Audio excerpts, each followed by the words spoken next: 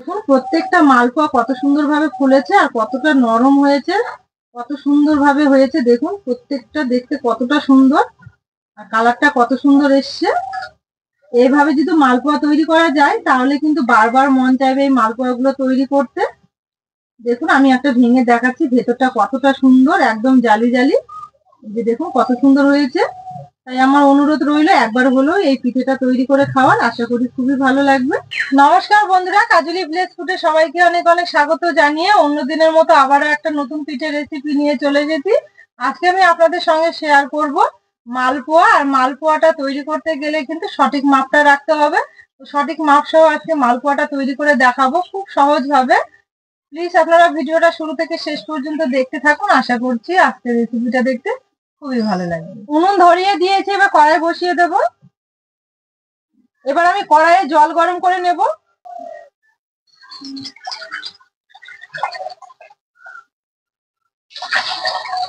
জলটা গরম হয়ে গেছে, ঢেলে নেব।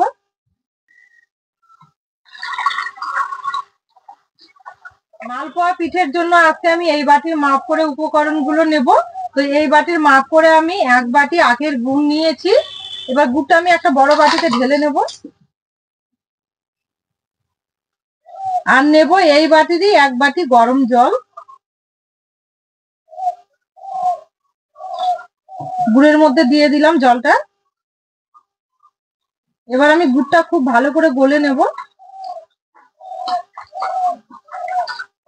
গুড়টা আমি গলিয়ে নিয়েছি। এবার এই বাটিরই 1 বাটি নেব চালের গুঁড়ো।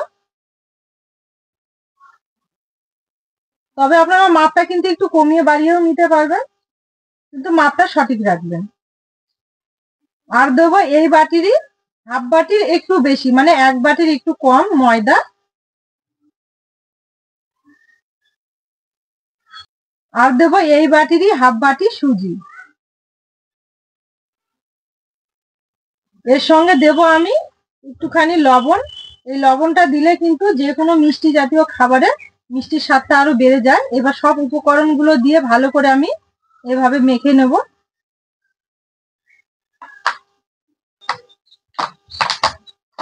সব উপকরণগুলো দেওয়ার পর কিন্তু এই ব্যাটারটা হাত দিয়ে একটু ভালো করে সময় ধরে মেখে নিতে হবে। এভাবে ভালো করে ফেটিয়ে নিতে হবে। যত ভালো ফেটানো যাবে মালপোয়া গুলো কিন্তু ততটাই ফুলবে আর নরম, দেখতেও সুন্দর লাগবে, খুব সুন্দর হবে তৈরি করতে, আর খেতেও ভালো লাগবে। 1 বাটি জল দেওয়ার পর ব্যাটারটা আমার এইভাবে তৈরি হয়েছে, একটু ঘন রয়েছে। এবার আর একটু আমি জল দেবো। এখানে হাফ বাটি জল নিয়েছি, অল্প করে দেব।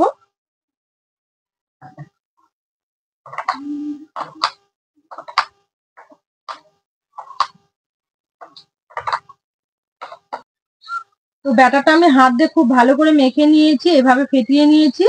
আর এখানে 1 বাটি জল দেওয়ার পর ব্যাটারটা একটু ঠিক হয়ে রয়েছিল। তো এবার আমি আরো একটু এখানে হাফ বাটি জল নিয়েছিলাম, হাফ বাটি জলের থেকে একটু জল দিয়েছি, আর বাকি জলটা রয়ে গেছে। তো ব্যাটারটা আমার এবার একদম পারফেক্ট হয়ে গেছে। এইভাবেই করে নিতে হবে মালপোয়া তৈরির জন্য। এবার আমি এতে দেব আরো দুটো উপকরণ।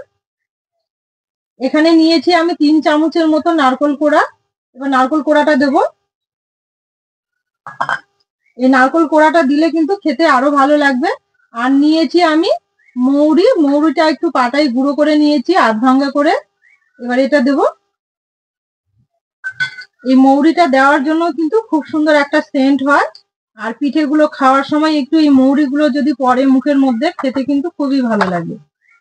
এবার এগুলো দেওয়ার পরও খুব ভালো করে ব্যাটারটা তৈরি করে নেব। এভাবে সময় ধরে একটু ফেটিয়ে নিতে হবে। মালপোয়ার ব্যাটারটা আমি এখানে জল দিয়ে করলাম, আপনারা চাইলে কিন্তু দুধ দিয়েও করে নিতে পারবেন। মালপোয়া ভেজে নেওয়ার জন্য ব্যাটারটা আমার একদম রেডি হয়ে গেছে। এবার 5 মিনিটের জন্য ঢেকে রাখবো। আজকের মালপোয়া গুলো ভেজে নেব আমি সর্ষের তেলে, যার জন্য এখানে সর্ষের তেল নিয়েছি। এবার তেলটা কড়াইয়ে দেব।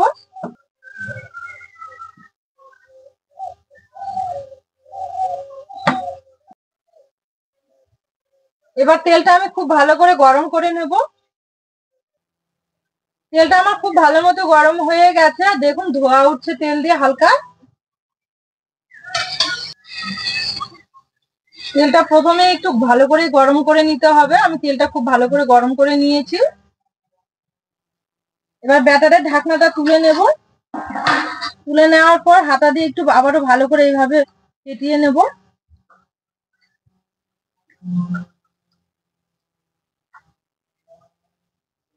এবার আমি এখান থেকে 1 হাতা করে ব্যাটার তেলের মধ্যে দিয়ে দেব।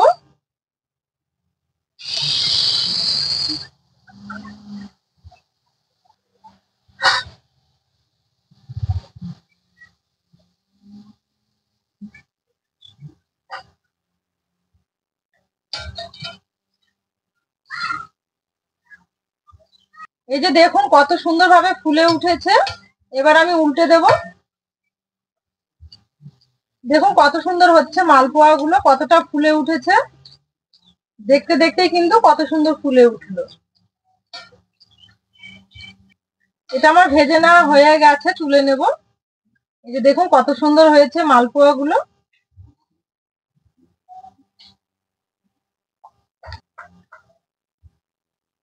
আবারও আমি 1 হাতা ব্যাটার দিয়ে দেব। মাঝখানে এইভাবে সুন্দর করে দিতে হবে, তাহলে কিন্তু শেপটা খুব সুন্দর আসবে। ফুলে ওঠার সঙ্গে সঙ্গে কিন্তু উল্টে দেওয়ার দরকার নেই, একটু রেখে তারপরে উল্টে দিলে পেছনটা দেখুন কত সুন্দর একটা কালার এসছে। এইভাবে একটা কালার আসবে।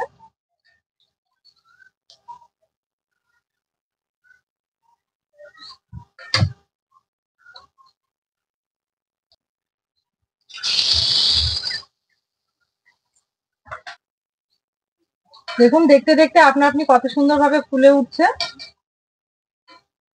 এবার একটু কিছুক্ষণের জন্য রেখে দেব, তারপরে উল্টে দেব। এবার উল্টে দেব। দেখুন কত সুন্দরভাবে ফুলছে মালপোয়া গুলো। মালপোয়ার ব্যাটারটা যদি আপনারা সুন্দরভাবে রেডি করে নেন, মাপগুলো সঠিকভাবে আর ব্যাটারটা একটু সময় ধরে ভালো করে ফেটিয়ে নিলে কিন্তু প্রত্যেকটা মালপোয়া কিন্তু এইভাবে সুন্দর তৈরি হবে।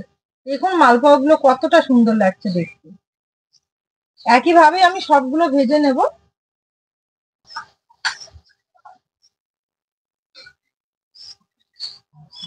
মালপোয়া গুলো ভাজতে কিন্তু বেশ ভালো লাগছে। দেখুন কতটা সুন্দর হচ্ছে।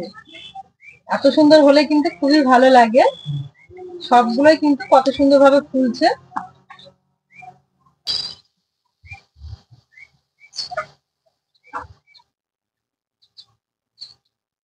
কয়েক সেকেন্ডের মধ্যেই কিন্তু কত সুন্দরভাবে তেল থেকে ফুলে উঠছে, ভেসে উঠছে। দেখুন আবারও তুলে নেব। একইভাবেই আমি সব পিঠেগুলো ভেজে নেব।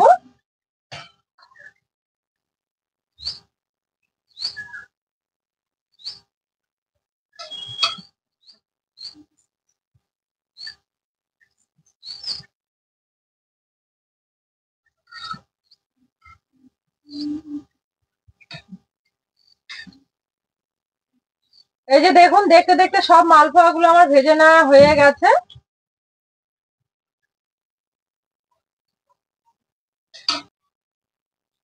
আর দেখুন কত সুন্দরভাবে মালপোয়া গুলো ভেজে নিয়েছি আমি, সবগুলো কত সুন্দরভাবে ফুলেছে আর কত সুন্দর একটা কালার এসছে। দেখুন